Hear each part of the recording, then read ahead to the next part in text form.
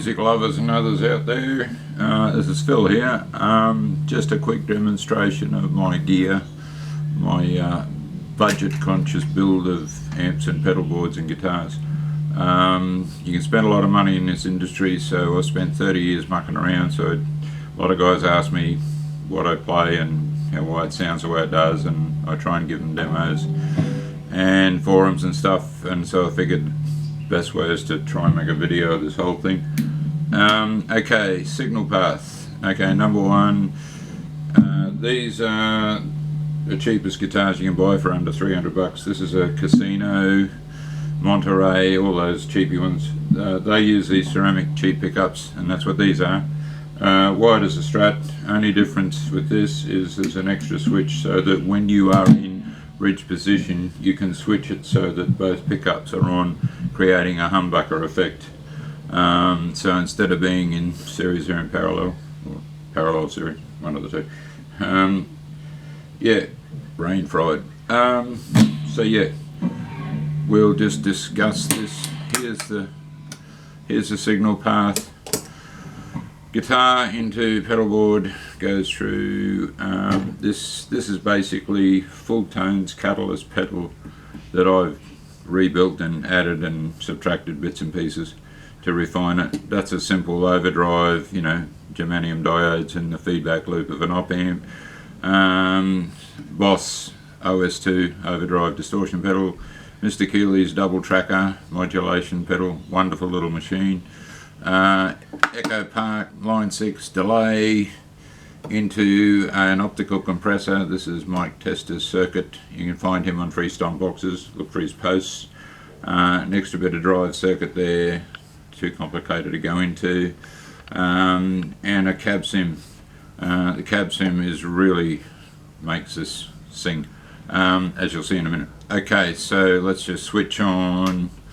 Oh, and it's going into a Laney keyboard amp, 80-0, single 12, 40-50 watts. I bumped it up to 80 watts.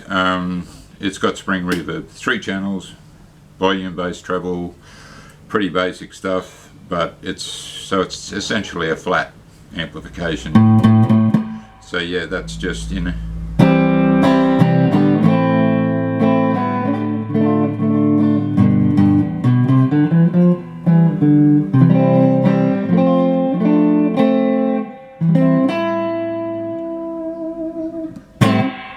That's the reverb, dry, spring reverb. Okay, add a bit of delay, why not?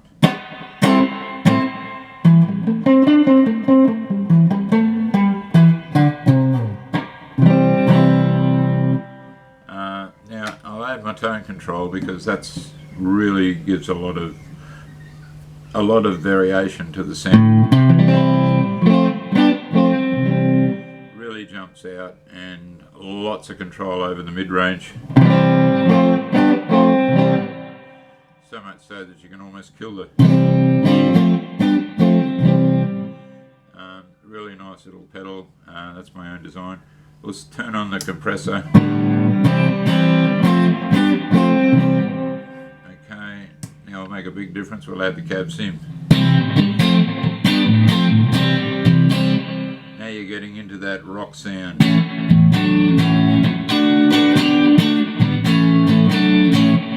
Okay, so add a bit of drive.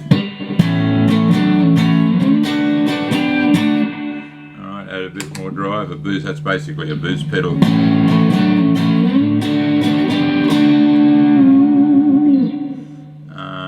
Add some modulation.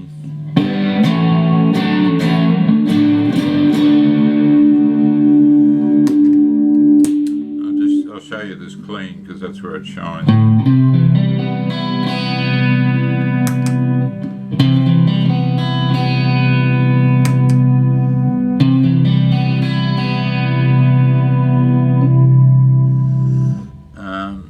Like with all modulation pedals, I use this on a low setting. A lot of guys, in my humble opinion, yeah, I don't like too much chorusy stuff because it gets fake.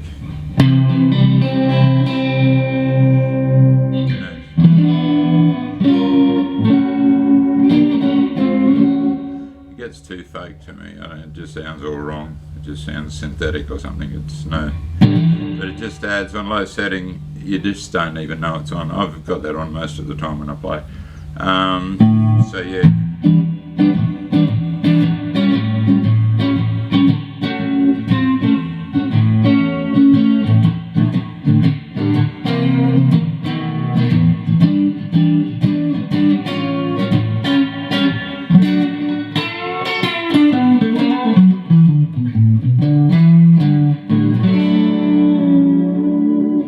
It's just a gorgeous little machine. I loved it. As soon as I heard one, I just had to have it. Yeah, it's one of those things. Yeah, so we'll just explain this. I just want to explain this cab sim thing. This is at the heart of the whole thing, simply because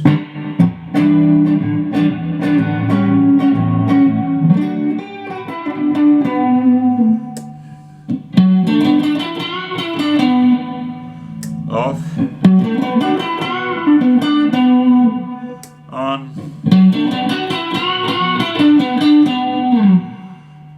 and that just narrows in the bandwidth. We cut off everything above about 4,000 cycles a second, and basically any lower crud below 100 Hertz. So you're just accentuating the critical bandwidth for electric guitar.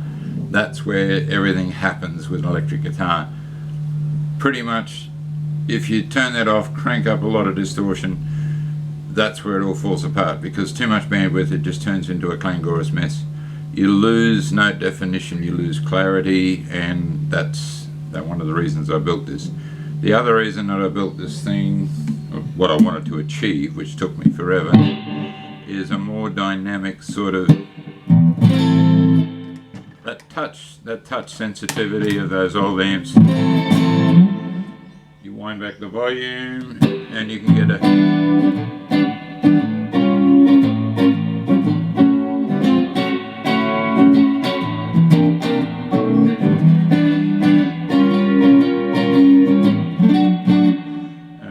it up and you can,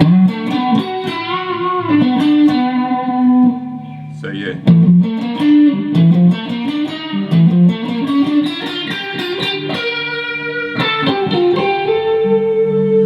and you can get that real, you know, driven sound without going over the top. If you want to go over the top, of course you can.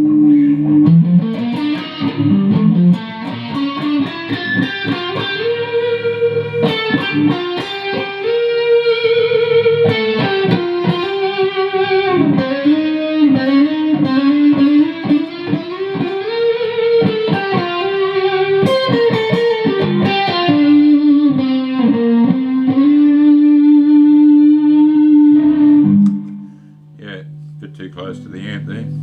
Yeah, so you can do it, but then you lose the touch sensitivity. But with just a bit of drive, you find a balance.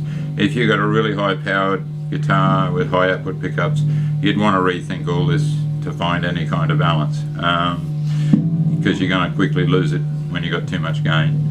That's why I like these low output pickups. I tend to find them more versatile, more usable. So with just a plain rock sound like that,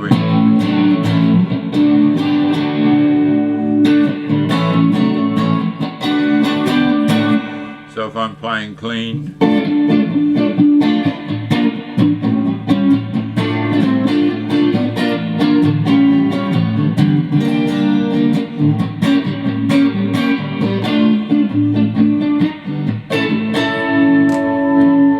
then I can go.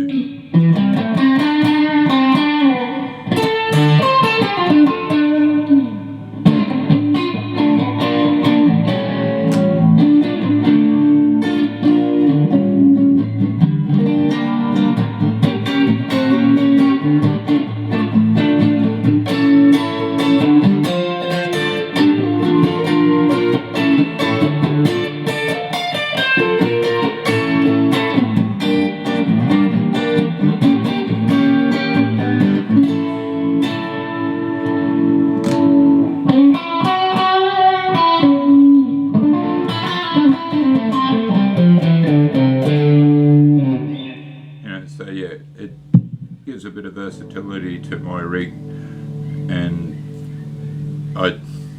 I like it. Yeah, it does what I need it to do. I'm sure there's a lot better rigs out there that can do far more, but I just wanted a basic system that I didn't break the bank, and it's only taken me years and years and years to understand how to do it. But yeah, that's the way I do it. If it's any use to anybody out there, then yeah, hope it helps someone out there. Anyway, thanks for dropping by, and maybe see you in another video sometime. Keep on rocking, as they say.